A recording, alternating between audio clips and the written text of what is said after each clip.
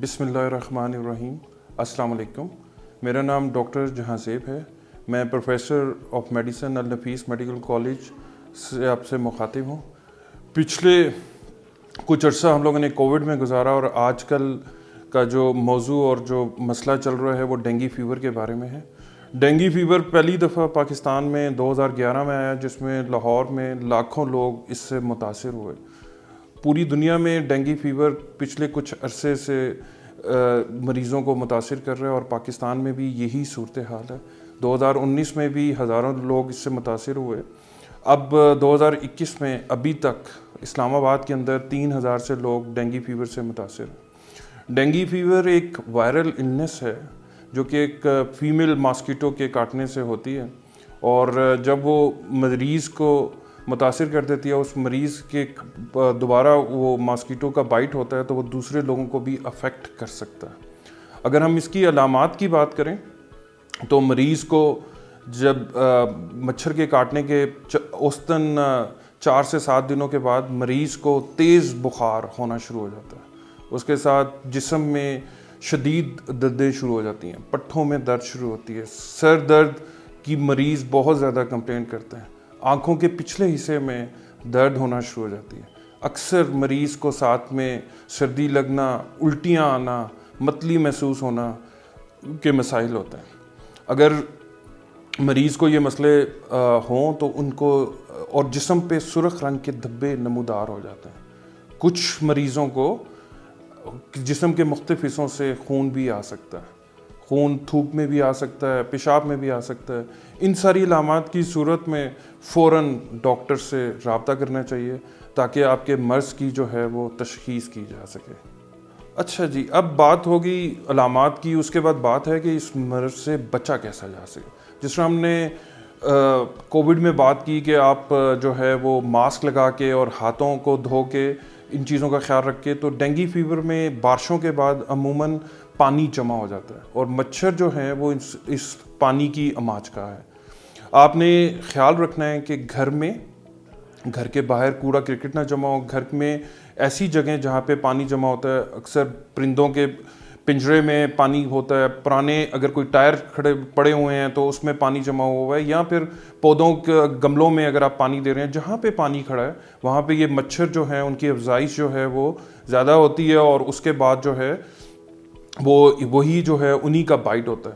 عموماً یہ کہا جاتا ہے کہ یہ جو مچھر ہے صبح کے ٹائم اور رات کے ٹائم زیادہ چانسز ہوتے ہیں کہ یہ مریض کو کاٹے. تو اس وقت جو ہے کوشش کرنی چاہیے کہ آج کل جس طرح ڈینگی کا سیزن ہے تو اس میں لانگ سلیوز آپ پہنیں، اپنے جسم کو اچھی طرح سے کپڑوں سے کور کریں.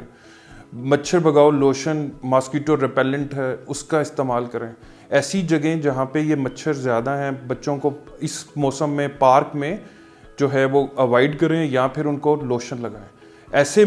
ایسے لوگ جن کے گھر میں ڈینگی کا مریض ہے اور اس کو علامات ایسی نہیں کہ ہسپتال میں داخل کریں، تو اس کے کمرے میں جانے سے پہلے ماسکیٹو ریپیلنٹ لگا کے جائیں اور دن میں 3 دفعہ ماسکیٹو ریپیلنٹ کا استعمال کریں.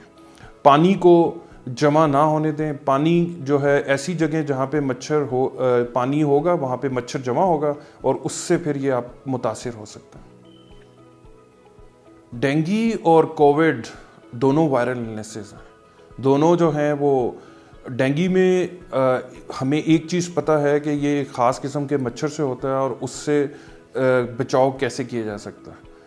اور کووڈ میں اور ڈینگی جو ہے چونکہ وائرل النیسز ہیں، جس کو ایک دفعہ کووڈ ہوا ہو تو ایسا نہیں ہے کہ اس کی ڈینگی سے حفاظت ہو جائے گی. تو ڈینگی اگر اس کو بالکل ہو سکتا ہے، اور ایسے لوگ جن کو جن کو کووڈ ہوا ہے تو اس میں کوئی ایسی پریشانی والی بات نہیں ہے کہ اگر اس کو بھی عام لوگوں کی طرح حفاظت، مچھروں سے بچاؤ، ماسکیٹو ریپیلنٹ کا استعمال کرنا ہے. اور جب کووڈ سے آپ ریکور ہو گئے ہیں تو آپ کا امیون سسٹم جو ہے وہ واپس فعال ہو جاتا ہے، اور ایسا نہیں ہے کہ آپ کوئی زیادہ ایکسپوزڈ ہیں یا کوئی ایسا ہے.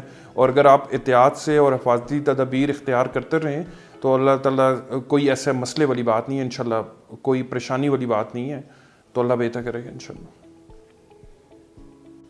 اچھا، پچھلے کچھ عرصے سے ڈینگی کی بھی ویکسین مارکیٹ میں اویلیبل ہے. جس طرح کووڈ کی ویکسین جو کہ پاکستان میں جب पिछले कुछ अरसे में जब कोविड ज़्यादा था, जब से वैक्सीनेशन हुआ है तो कोविड का इंसिडेंस काफ़ी गिर गया। डेंगू की भी अफेक्टिव, लोगों का एक सवाल है कि डेंगू को भी वैक्सीन से बचा जा सकता है।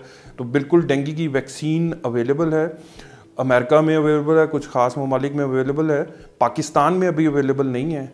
जिसको डेंगू फीवर, डेंगू की वायरस की 4 इकसाम होती हैं, जिसको डेंगू की किसी भी एक किस्म से कंफर्म इलनेस का मतलब ये है कि उसका टेस्ट पॉजिटिव आया हो, NS1 एंटीजन, या डॉक्टर ने कोई टेस्ट तजवीज़ किया और उसको कंफर्म है, तो उनको लग सकती है। 9 साल से 45 साल की उम्र के लोगों को डेंगू की वैक्सीन, जिनको एक दफ़ा पहले डेंगू हुआ है, उनको लग सकती है। अभी पाकिस्तान में अवेलेबल नहीं है। उम्मीद है कि डेंगू की वायरस वैक्सीन जल्द पाकिस्तान में भी अवेलेबल हो जाएगी। जो डेंगू का वायरस है वो 4 इकसाम का है। आपने अगर पाकिस्तान में पैटर्न देखें तो पहले 2011 में आया और उसके बाद गाहे बगाए चलता रहा। जो पिछले 2019 में तकरीबन 30 से 35 हज़ार लोग इससे तकरीबन मुतासिर हुए। अब लोगों का एक सवाल ये है कि अगर डेंगू एक दफ़ा हो जाए तो क्या मुझे दोबारा हो सकता है कि नहीं हो सकता। तो इसमें ऐसा है कि जो डेंगू वायरस है उसकी वायरस की 4 इकसाम में अगर एक दफ़ा हो तो उससे लाइफ लॉन्ग इम्यूनिटी नहीं हो सकती। बाकी जो 3 वायरस जो टाइप्स बचती हैं वो उसको अफेक्ट कर सकती हैं। बदकिस्मती से अगर किसी को एक दफ़ा डेंगू हो चुका है और उसको दूसरे किस्म के वायरस से दोबारा अफेक्ट हो, तो बदकिस्मती से उसको जो मरीज़ को जो अलामात होती हैं वो ज़्यादा शदीद नौइयत की होती हैं। अलबत्ता डेंगू वैक्सीन लगने के बाद आपको इम्यूनिटी हासिल हो जाती है। परहेज़ जो है वो इलाज से बेहतर है। एहतियात से आप डेंगू के वार से बच सकते हैं।